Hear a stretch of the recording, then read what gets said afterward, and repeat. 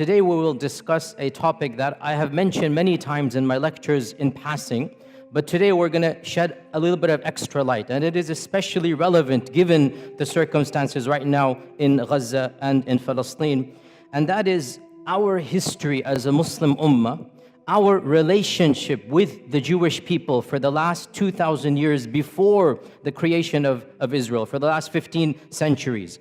Because the fact of the matter is that it is truly sad in light of our contributions to the survival and the flourishing of these demographics that they seem to ignore and neglect all of these centuries of positive interactions. Because the fact of the matter, once again, Christian Europe treated this demographics in a very different way than we did.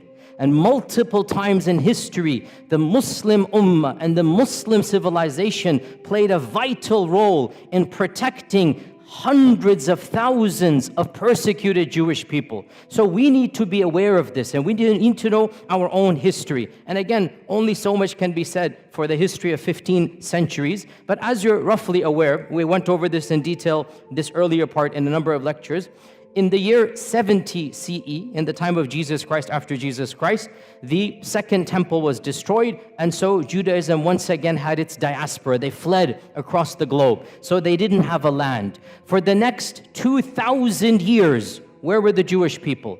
Under Christian and then Muslim rule. For 1,500 years before 1947, 1,400 years before 1947, where were the Jewish people? Either in Christian lands or in Muslim lands. Okay, what is the difference between how the Jewish people were treated in Christian lands versus how they were treated in Muslim lands? This is the summary we're going to be discussing today. And of course, the goal is to pique your curiosity. The goal is to start you on the journey. Obviously, in 15, 20 minutes, only so much we can do. We need to understand Christianity from its inception has been extremely intolerant of the Jewish people. Why? Because according to their theology, what did the Jewish people do to their own God, to the Son of God? Well, according to their theology, what did they do? They murdered the Son of God. So from the beginning, there's a term that is found in Christian literature. I'm not inventing this term. It's called Christ killers. This is what they called the Jewish people, Christ killers. And that is why, generally speaking, in ancient Christianity, medieval Christianity, Jewish people were not treated as equal citizens. They didn't have the right to own property in most of European history. They were forced to live in special areas. The ancient term for this in Venice, the Venetian term, is still used in English. Guess what that term is? Ghetto. That term, ghetto, where does it come from? Now we use ghetto to mean what? A very poor, very impoverished part of the city. Well, it was called ghetto for the first time in Venice in the 1200s from a Venetian term to mean low class. It's literally a term that was used for Jewish people. The term ghetto in English comes from them having to live in a separate place of the city. Jewish people in Europe were prohibited from any noble profession. They had to take ignoble tasks. They were prohibited from owning land. They were prohibited from rising up in the ranks of nobility. In fact, the one job that they were not prohibited to do, and that's why they started to do this more and more, was the job that was prohibited by the church, and that is lending of money. The church said you cannot lend money on interest. And Christians, if they do so, they're going to go to hell, they're going to be damned. This is Christian law, by the way. Jewish people were exempt because they're not Christian. And they couldn't work in so many other areas. This is not anti-Semitic, I'm teaching you history. This is a fact. Jewish people then took on, by and large, in Europe, the profession of money lending, charging interest.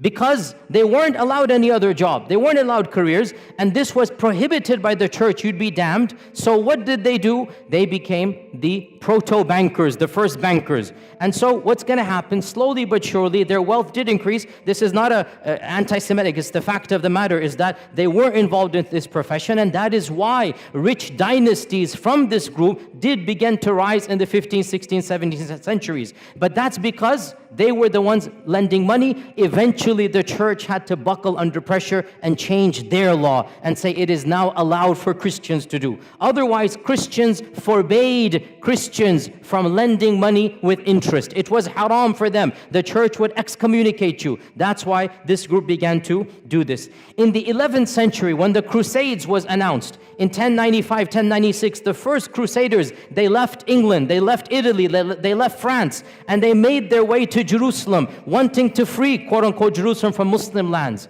Do you know what happened before they reached Jerusalem?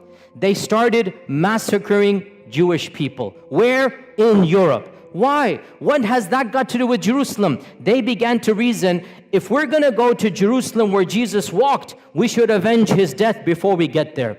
And so, thousands, this is the first time where pogroms happened against Jewish people. Entire cities in Europe, entire cities in Germany, this is in 1096, 1097, entire cities were decimated from their Jewish populations. It is really pathetic what the Christians did. The women and children ran to the synagogues begging for freedom, and they burnt the synagogue with babies in it. They burnt it. Who? The Christians. Why? Because these are Christ killers. I say this because you need to know, where is this anger? Where is this anti-Semitic coming from? It's coming from Europe. We Muslims had nothing to do with any of this hatred. And you need to know the irony of how we can be accused when in reality this notion of anti-Semitism comes straight from Europe. In the year 1215, the church gave a decree that Jewish people could not live like normal citizens in any Christian land. They had to wear a different clothing. They had to live in different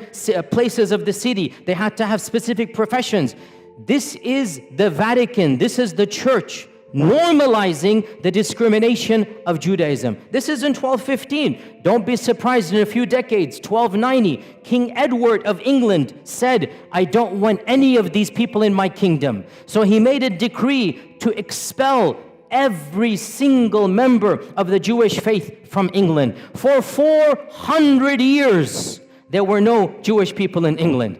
400 years. Why? Anti-Semitism. The king said, none of these people are going to be here. And Shakespeare writes his plays during this time. But the stereotype, the negative, evil stereotype remains in the psyche of Europe. Go read Shakespeare's plays. Go read how he writes about Shylock the Jew. This is Shakespeare, not me. Shakespeare is an anti-Semite in every sense of the term. The stereotypes, the negativity, and ironically, he's never interacted with the Jewish person because there are no Jews in England when Shakespeare's writing because of the decree. Only in 1680 or something, the king relents and allows them back in. And that is why, by the way, to this day in England, the Jewish population is very small compared to other places in Europe because for 4 centuries, they were banned. And one of the worst manifestations of anti-Semitism took place in Andalusia, but not under us. When Ferdinand and Isabella Reconquista, when they conquered Granada, the Muslim land, when they conquered Granada, the first decree, less than 1 week or 1 month after they took power, 1492, they made the decree. It's called the Decree of Al-Hamra because it was in the Hamra Palace. There shall be no Jewish people living in Andalusia. Hundreds of thousands of Jewish people were forced to convert to Christianity or were sent into exile. The entire population of Iberian Spain, and there were, we don't know, 300,000-400,000, 500,000 Jewish people, they were either forced to convert under torture or they had to flee for their lives. And this is one of the worst manifestations. Now you get to Hitler in the 1930s and 1940s, which is, of course, the worst anti-Semitic outburst in all of human history. And this needs to be said bluntly. Hitler did not come in a vacuum. Hitler is tapping into mainstream Christian notions of anti-Semitism. The term anti-Semite, the birth of anti-Semite, the notions of anti-Semite, it has nothing to do with Arabs and Muslims. It is European and Christian through and through, 100%. Even the term is invented by the Christians and used by the Christians. This is just a summary of Christian lands. Let's move on to Muslim lands. Subhanallah. subhanallah, wherever Muslims went and there were Jewish people, the Jewish people faced a type of flourishing. They were given a type of protection they could never find in Christian lands. And when Muslims conquered what is currently Iraq, what is currently Iran, Iraq had a large population of Jews in Baghdad from the time of the first expulsion, not even the second, from 500 BC, because the largest group of Jews from the first expulsion, they went to Iraq. So Muslims found large groups of Jews in Iraq. In Iran, Isfahan, hundreds of thousands of Jewish people, again from the first and second expulsion. And the Muslims came and found them, and they gave them protection under the treaty of Umar ibn al-Khattab. Jerusalem, when Umar ibn al-Khattab marched into Jerusalem, guess how many Jewish people were there? 0. Guess how many synagogues? 0. Jews were not allowed to worship in Jerusalem under the Christians. Guess who gave them the freedom to build the first synagogue after the collapse of the temple? It was none other than Umar ibn al-Khattab radiyallahu anh. Umar ibn al-Khattab, acting upon Islamic commandments, acting upon prophetic guidelines. Jews and Christians are Ahli Kitab. They have the right to live freely. They have the right to worship. They have the right to build their synagogues and whatnot. Now, modern, liberals come along and they say, oh, the conditions of Umar al-Khattab are second-class citizenship. I'm not going to claim that Umar radiallahu anhu's condition is the same as secular America. It's not. But we're not comparing Umar ibn al-Khattab to secular America. Secular America is a different notion where religion plays no role. In the Islamic scheme of things, religion plays a vital role. So if you're a Muslim, yes, you get perks and privileges, no doubt about that. And if you're Ahl Kitab, there's certain things. For example, you cannot convert people to your faith. For example, the synagogue minaret, or the temple in the synagogue cannot be higher than the minaret of the mosque. I agree, these are conditions, but we're not comparing Umar ibn al-Khattab to modern liberalism. We're comparing Umar ibn al-Khattab to the rest of the world. The fact of the matter, never once in all of Islamic history was there a policy to kill all Jews. Was there a policy to persecute all Jews? Was there a policy to expel all Jews? So Umar ibn al-Khattab radiyallahu anh allowed the Jewish people to come back into Jerusalem. This is the first time they could come back and build the first synagogue under the Khulafa al-Rashidun. And the rest, as they say, is history. That in Baghdad, when the Abbasids made their Baytul Hikmah, the famous house of wisdom, they hired the most competent translators regardless of their background. And because Muslim people weren't studying ancient Greek and whatnot, some of the best translators were from a Jewish background, because they're the ones studying ancient Greek, ancient Latin. And so Baytul Hikmah hired the top Jewish minds to be in charge of the House of Wisdom.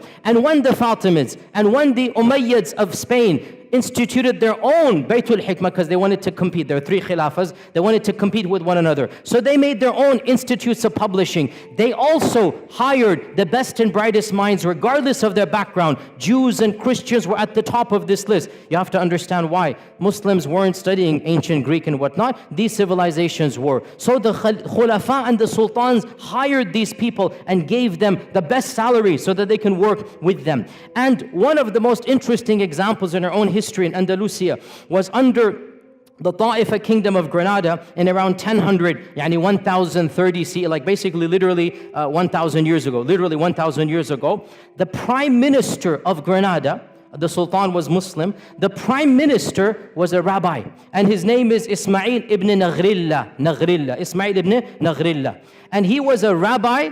He was a learned man. He rose in the ranks until he became the prime minister of Qurtuba.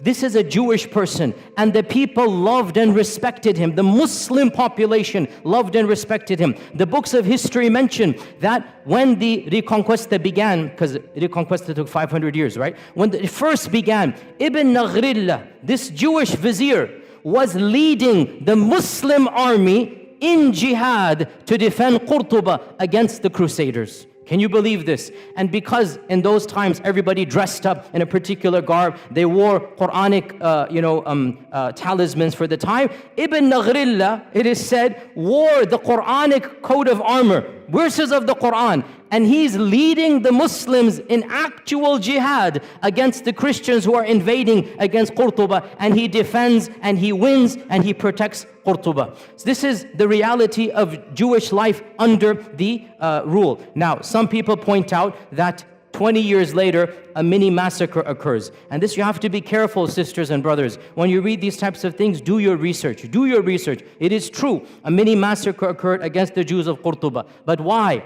I'll tell you why. You won't find this too often, because people just want to say, oh, the Muslims rebelled and they massacred hundreds of Jewish people in Qurtuba. It's true, but I'll tell you the story. This guy, Ibn Naghrillah, he died and he was buried with honors. His son, 21 years old, was given the next viziership as an honor, that your father was the vizier, you become the vizier. His son is Yusuf ibn Naghrillah. Yusuf turned out to be a traitor. And the first thing he does, he writes a letter to the next kingdom. If you invade on such and such a date, I'll make sure you win over the kingdom, I'll distract the army and whatnot, but there's one condition, you must make me the ruler, and I'll pay taxes to you. Okay? So this guy, Yusuf, he attempted a coup d'etat. And he got his people to support him. And obviously his people were of a Jewish background. The letter was uncovered. The Muslims went wild. Mobs attacked the palace and literally shredded Ibn Naghrillah, Yusuf, the son of the famous one. They literally shredded him and tortured him to death. And then they turned on his core, killed him. And then it is true, sad, the mobs turned on the Jewish quarter because they thought this was a Jewish revolt against the city. And innocent people lost their lives. But the point is, no sultan gave the command. No government instituted this. And the reason why it happened was not because they were Jewish. It's because the notion came that the entire community is treacherous to us. That's why this happened. Then things went back to normal and Jewish communities began to flourish. Within 150 years, the greatest Jewish mind in all of Jewish history was born and raised and studied in Qurtuba. Who is this person? Who can tell me? Musa ibn Maymun. Rambam is what the Jewish people call him. The holy rabbi, Rambam. Memorize this name. That's a title, honorific title. Musa ibn Maymun, Moses Maimonides. In the entire history of Judaism, there is no theologian that is more respected and venerated than Rambam. Rambam, Moses Maimonides, born and raised in Qurtuba, traveled the Muslim world, died and is buried in Egypt, in Cairo. He spoke fluent Arabic. He went through the madrasa systems. In those days, if you wanted to study, you went to the madrasa, right? And the madrasa is religious. So you study the sciences along with Qur'an and tafsir and hadith and fiqh. So Musa ibn Maymun, as a Jewish student, was not just given the freedom, he excelled in his studies. And his biographers mentioned this. I'm not making this up. Read his modern day biography. He lived like a Muslim, prayed like a Muslim, recited Qur'an like a Muslim. Nobody forced him. It was free. Andalusia, you could be who you are. But he was in such awe of Islam that some people say he secretly converted for a few years. Allahu A'lam. But he lived like a Muslim in the dorms. And there was no pressure because in Andalusia, there was a type of religious freedom that was not found anywhere in Europe. You could be a Christian, you could be a Jew, you could be a Zoroastrian, you could be a Muslim, and everybody lived freely in Andalusia. But Rambam decided to act like and memorize the Quran like a Muslim. Eventually, he goes back to his rabbi, profession, and he begins writing. Now, this deserves an entire lecture. I don't have time to get into there, but it is one of my areas that I love to read about because intellectual history is my area. Moses Maimonides, listen, I'll just summarize it. He took Islamic concepts and he Judaized them. Mainstream Judaism is influenced by Moses Maimonides, and Moses Maimonides is influenced by Islamic thought. Now, this is not a conspiracy. Again, look this up. In fact, there's an entire entry in the Stanford Encyclopedia. I just saw this today to make sure that I can reference to you. The Stanford Encyclopedia Online, which is one of the most largest online encyclopedias. The Stanford Encyclopedia of Intellectual Thought has an entire article, The Islamic Influences on Moses Maimonides. And of them, his proofs for the existence of God, his concept of God is coming straight out of Al-Farabi Al-Kindi. His notion of prophethood and what is prophethood. His notion of even theology. Pause here, footnote. This sounds strange, I know. But Judaism, by and large, did not concentrate, did not care about belief. Judaism cared about what? What? Law. Judaism cared about how you act. It had almost nothing to do with Aqidah. That's why they don't have any book on Aqidah. The first book of Jewish theology, who wrote it?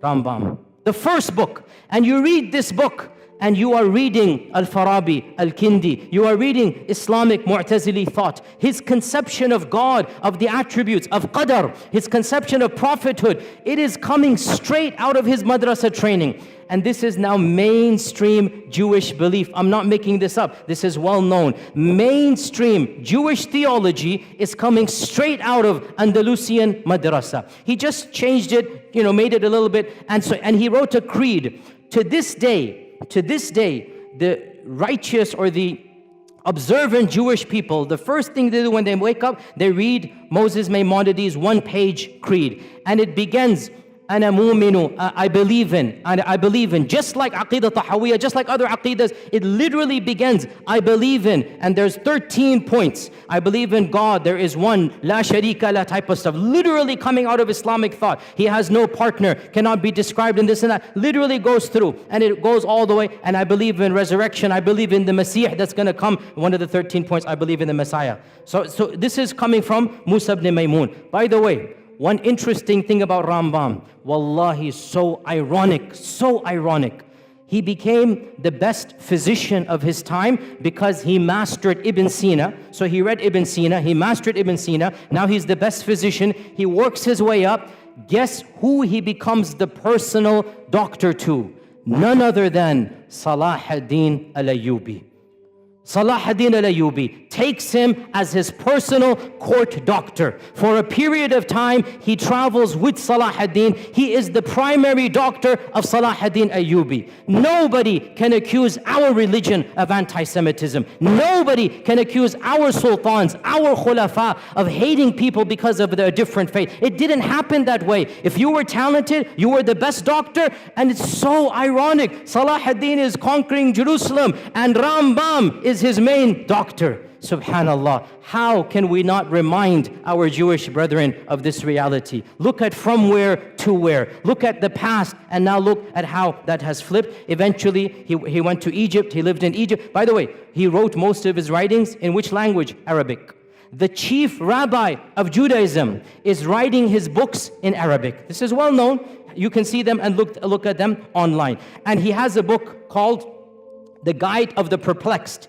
And there are a number of papers about this, that this is coming straight out of Al-Ghazali's Al-Munqidh min al-Dalal. Literally, Imam Al-Ghazali wrote Al-Munqidh min al-Dalal, and there is a book that he wrote for his people, The Guide for the Perplexed. And it has the same motifs, the same notion. Again, it's not copy-paste, because in the end of the day, he's an intellectual thinker. But he takes ideas, he takes notions from Islam, and he Judaizes them, which is what we expect to do. But where is the origin? What's the kernel? From our faith tradition. It is true to say that never in the last 2,000 years before the creation of this country has the Jewish people flourished as they did under Muslim Spain, under Islamic Andalusia, their greatest minds, their largest synagogues. You can visit their synagogues to this day in Qurtuba, in Granada. They still have their synagogues that were built not under the Christians, under the Muslims. Now in 1492, Ferdinand Isabella come, the first decree, all Jewish people will leave or convert or die, be killed. Where did these 500,000 Jewish people go? The Sultan Muhammad II gave a decree. Anybody who flees from Andalusia shall be welcomed in our lands anywhere you are. And he said, any vizier, any governor, any businessman who impedes their settling, who stops them to settle in any city, shall be punished by the Sultan himself. Sultan Mehmed II welcomed hundreds of thousands of Jewish people in 1492 with open arms. He literally saved them from execution or forced conversion. And he was angry at Ferdinand and Isabella, and he goes, this is not a good policy. But he thanked them. He goes, but you are giving us your good minds, your good workers. Don't worry, we will take them. Because of this, sisters and brothers, where did they go? They ended up in Morocco, in Tunisia. They ended up in Egypt. Hundreds of thousands of large Jewish communities were living in the Middle East, in Yemen. They were living there because Ferdinand and Isabella expelled the Jewish people. Muslims welcomed them and they said, Tafaddal, come and live here. And they lived here up until 1947. And by the way, before we even get to 1947, let's not forget another chapter in Muslim Jewish history. And this one, I was honestly surprised when I found out. Under Nazi rule, when you're all aware what Hitler did, he made a policy, all the people of that background shall be exterminated. The most inhumane, barbaric policy in the entire history against the Jewish people was Hitler. He literally exterminated them by, gas chambers and whatnot. Guess who intervened where possible? In multiple countries, Muslims, sometimes at risk to their own lives, stood up and protected Jewish people. And wallahi, brothers and sisters, I say to you honestly, I have visited Auschwitz and Dachau. I have studied this chapter in history. Wallahi, I swear to you, if I were alive at that point in time, I would hope to Allah that I have the courage and bravery to stand up against the tyranny of Hitler and to protect innocent women and children. The way they were brutalized, the way they were rounded up and just killed for no reason. Innocent babies, we saw thousands of toys and thousands of shoes of children literally just piled up there, killed for no reason. I would hope I would have that courage as well. And I was so happy to hear so many people stood up. The Sultan of Morocco, interestingly, Morocco was under the French rule, and so technically it was not independent. Yet when the French said, give us your Jewish people, Sultan Muhammad V said, no way. These people are our brethren. They have lived with us for centuries. They shall not be handed over. So Sultan Muhammad refused to obey the Nazi policies under the French rule of the Nazis. Tunisia as well refused. The Ottomans refused. In Bosnia, the Muslims refused. And perhaps the most brave act of courage, because it wasn't a government, it was brave. In France, the Muslims who were under the Nazi occupation. So the Nazis, if you remember your history, they invaded France and they took it over. So you have Nazi rule in France for a few years. You literally had Nazis ruling France before the liberation in 1947. So Nazis are in control. Muslims were allowed to live as second-class citizens. The Imam of the Masjid, Abul Qadir, the Imam of the Masjid, the Grand Mosque of Paris, I visited it. It's a very beautiful masjid built in the 1930s. It's still standing to this day. It's a beautiful, iconic masjid in Europe. The Imam of the Masjid gave a secret talk to the Muslims, and he encouraged the Muslims, if you know any Jewish friends of yours, bring them in. We will protect them in our mosque. The basement of the masjid became a home for the Jews under Nazi rule in France. And this was engineered by the Imam, the Sheikh. And some people didn't have space. He forged Islamic documents and told them to dress like Muslims. And it is said he saved over 1,000 people by this policy. 1,000 Jewish people in France were saved by the Muslim community who literally banded together. They didn't tell any secrets. There were families in the basement of the masjid, and those that didn't have space, the Imam personally forged IDs that these are Muslims. Because in the end of the day, what do the Nazis know? They look different, they talk different, they dress different. Khalas, they pretend to be Muslims. This is what you call Islamic rule. This is what is akhlaq of the Muslim. When this tyrant comes, you're not going to allow him to do this. You will protect them. And so it is truly sad that all of this history has been completely forgotten. What happened? Obviously, you're aware. In 1947, it is estimated there were around less than 1 million Jewish people living in Arab and Muslim lands. Less than a million, maybe 900,000. That's a huge number, by the way, especially after World War II. After World War II, you had more Jewish people across the Middle East and Arab lands than anywhere in Europe, right? So almost 1 million living in Yemen, in Cairo, in Iran, in Morocco. These are all people of Jewish background. What happens in 1947? The country of Israel is formed, and they make a call, a plea, that if you come here, you will be given perks and land. If you come here, you will be given a better economic status. And so majority of them migrated. Why did they migrate? Put yourself in their shoes. It's their land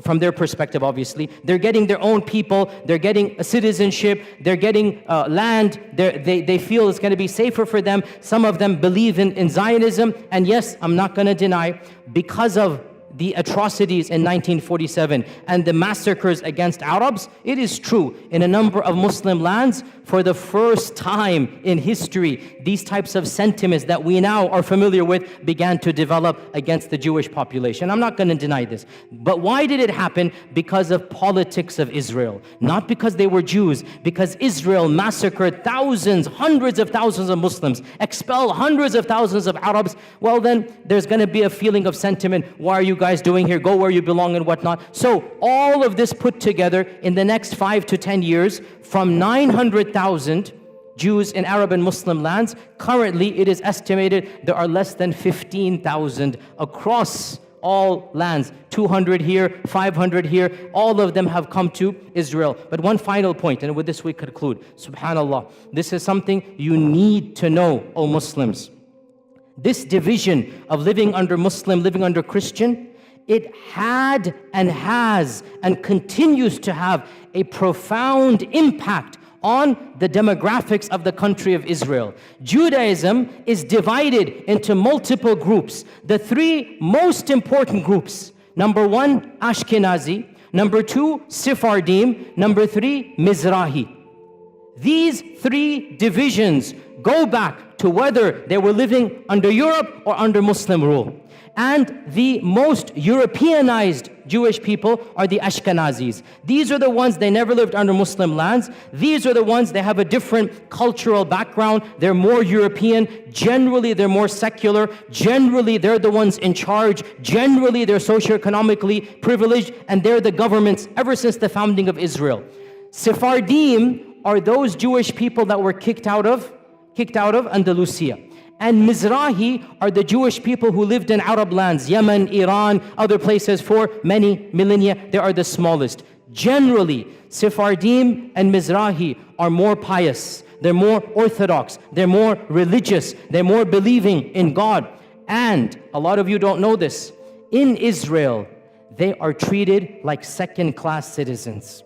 In Israel, because they can tell by your looks, they can tell by your name, they can tell by your culture. The Ashkenazis, who have a white skin color, are the superior class.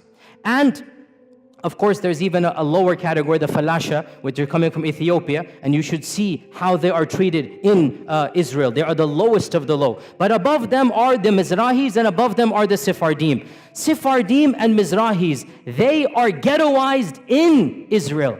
In the 40s and 50s, they were not given the land they were promised. They were not given the perks that the Ashkenazis were given to. They were not given government positions. And this caused, I'm not joking, you can look this up, in the 60s and 70s, political parties, some of them semi-violent, from the Sephardim, from the Mizrahi, were formed to fight against whom? Against whom? The Arabs? No, Ashkenazis. To fight for their rights.